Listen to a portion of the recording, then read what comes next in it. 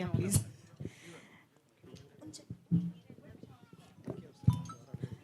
Media friends నుంచి ఇప్పుడు questions తీసుకుందాం. యా వెంకట్ గారు స్టార్ట్. ఎవరికి?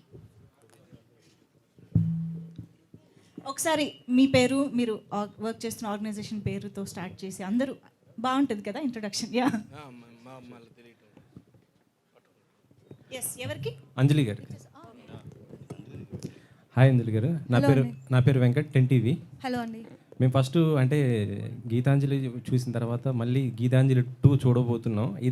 ఈ మధ్యలో మేము అంటే ఫస్ట్ ఎక్స్పెక్ట్ చేసింది గేమ్ చేంజర్ వస్తుందాం అనుకున్నాము మీతో, చరణ్ గారితో. కానీ ఇప్పుడు గీతాంజలి 2 నుంచి మమ్మల్ని బాగా అలరిస్తున్నారు. అంటే ఇది 2 చేయడానికి కారణం ఏంటి? మేము 1 చేసి అది రిలీజ్ అయ్యి అంత పెద్ద హిట్ అయినప్పుడు దానికి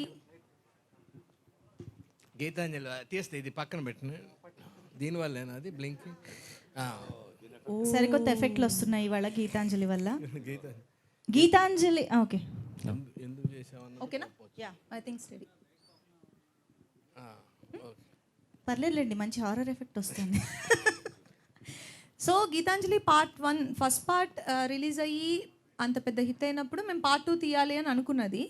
కానీ ఇంత లాంగ్ గ్యాప్ ఏంటి అంటే అందరూ బిజీగా ఉన్నారు, అందరూ వర్క్స్లో బిజీగా ఉన్నారు. సో పార్ట్ 2 కూడా కోన గారు చెప్పినట్టు పర్టికులర్గా ఆ పాయింట్ దొరకలేదు ఇప్పటి వరకు. సో ఇప్పుడు గీతాంజలికి ఆ పాయింట్ లాక్ అయిన తర్వాత మేము ఇది డెవలప్ చేసి తీయాలి అనేది మేము డిసైడ్ అయిన ఒక విషయం. సో గేమ్ చేంజర్ వస్తుంది, నెక్స్ట్ వస్తుంది గీతాంజలి 2 తర్వాత. మీ చేతిలో ఒక బొమ్మ ఉంది, ఆ బొమ్మకి మీకు ఏంటి సంబంధం అసలు? ఇవ్వండి, ఇచ్చేయండి. దాన్ని అదే ఆమె కొనుక్కొచ్చింది డబ్బులు. ఇన్వెస్ట్మెంట్ కాదు, తిను యాక్చువల్గా ఒక ఇంపార్టెంట్ రోల్ ప్లే చేస్తుంది మూవీలో. అందుకనే ఒక స్పెషల్ ఓపెనింగ్ అండ్ ఇవిడికనే ఒక ఇంట్రొడక్షన్ ఇచ్చింది. అందుకనే మీరు అది మూవీ చూసినప్పుడు మీరు బాగా థ్రిల్ అవుతారు, మీకు నచ్చుతుంది. ఫస్ట్ పార్ట్లో బ్రహ్మానందం గారి క్యారెక్టర్ కూడా చాలా బాగుంది. ఆయన దీంట్లో లేరు కదా, అంటే ఎందుకు ఆయన తీసుకోలేదా, లేదా ఆయన బిజీగా ఏంటి సార్? కాదు, అంటే ఇందులో మీరు చూస్తే సత్య, సునీల్ అండ్ ఆలీ వీళ్ళు ముగ్గురు కలిపితే ఒక బ్రహ్మానందం గారు. సో ఆ 1 క్యారెక్టర్ని 3 క్యారెక్టర్స్ చేసాం. ఆ 3 క్యారెక్టర్సే వీళ్ళిద్దరు, ఆలీ, సునీల్ అండ్ సత్య.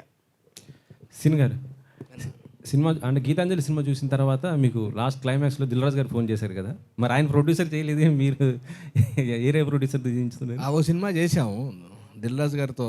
దాని తర్వాత కథలు ఉంటుంది, సత్యాన్ని కూడా ప్లాన్ చేస్తాం, సత్యాన్ని కూడా పెట్టి మేము సినిమా ప్లాన్ చేస్తాం. దిల్ రాజు గారు ప్రొడ్యూసర్గా ఉంటుంది కథలో ఉంది అది కూడా.